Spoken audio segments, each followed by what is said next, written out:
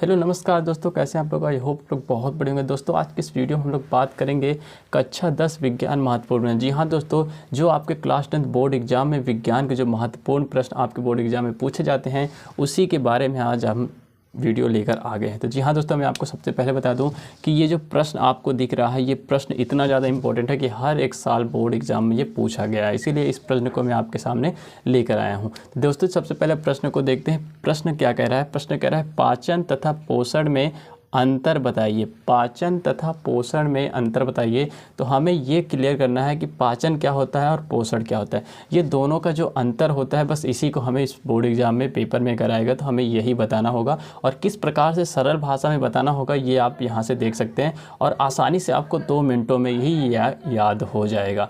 जी हाँ दोस्तों, चलिए वीडियो को शुरू करते हैं। जैसा कि आप लोग देख ही चुके हैं कि पाचन और पोषण में हमें अंतर बताना है, तो पाचन के बारे में जानेंगे, उसके बाद हम पोषण के बारे में जानेंगे। तो पाचन के बारे में जानते हैं। सबसे पहले देखेंगे कि पाचन क्या होता है। तो पाचन देखिए, सबसे पहले दिया हुआ है जटिल अघुलनशील भोज्य। अघुलनशील मैं आपको बता दूं कि जो घुल नहीं सकता है।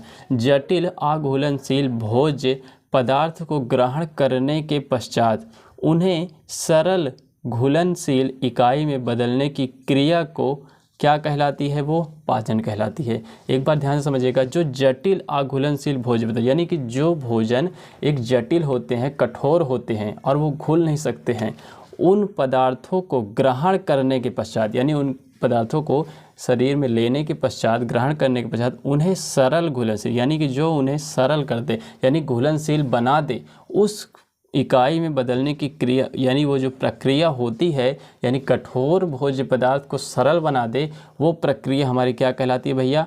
पाचन कहलाती है। क्या कहलाती है? पाचन कहलाती है। वेरी इजी है, अगर आप ध्यान से समझेंगे तो आपको 100% समझ में आ गया होगा। चलिए पोषण के बारे में जानते हैं। पोषण क्या होता है? पोषण वो होता है जो भोज्य पदार्थों को ग्रहण करके उन्हें शरीर की कोशिकाओं में प्रयुक्त होने योग्य बनाने की संपूर्ण प्रक्रिया पोषण कहलाती है। अब ध्यान से समझिएगा, जो भोज्य पदार्थों को हम ग्रहण करते हैं, ठीक है, उन्हें जो शरीर की कोशिकाओं में परिवर्तित करती है। जैसे कि हमने कोई भोज्य पदार्थ यानी कोई खाना खाया और वो जो खाना है उसे शरीर की कोशिकाओं में पहुंचाने का कार्य है, यानी कि शरीर की कोशिकाओं में प्रयुक्त होने योग्य बनाने की संपूर्ण प्रक्रिया को क्या कहते हैं भैया? पोषण कहते हैं। पोषण और पाचन में सिर्फ इतना अंतर है कि पाचन वो है जो जटिल अघुलनशील, यानी जो भोजन कठोर होते हैं और घुलनशील नहीं होते हैं उसे भी घुलनशील बना दे, उस सरल घुलनशील प्रक्रिया को हम पाचन कहते हैं। और जो भोज्य पदार्थ को हम ग्रहण करते हैं और वो ग्रहण करने के पश्चात जो भोज्य पदार्थ हमारे शरीर में जाता है और वो कोशिकाओं में प्रयुक्त हो जाता है, कोशिकाओं में प्रयुक्त हो जाता है, तो उसका जो कार्य है वो कौन करता है भैया? पोषण करता है। बस यही आराम से आप समझ सकते हैं कि 2 मिनटों में मैंने आपको समझा दिया कि पाचन और पोषण में कितना अंतर है। 2 मिनट में आपको आई होप आप ये समझ गए होंगे। तो दोस्तों अगर वीडियो अच्छी लगे तो वीडियो को एक लाइक करें, चैनल पर नए हैं तो चैनल को सब्सक्राइब करें। मिलते हैं इसी प्रकार के इंटरेस्टिंग वीडियो के साथ। जय हिंद।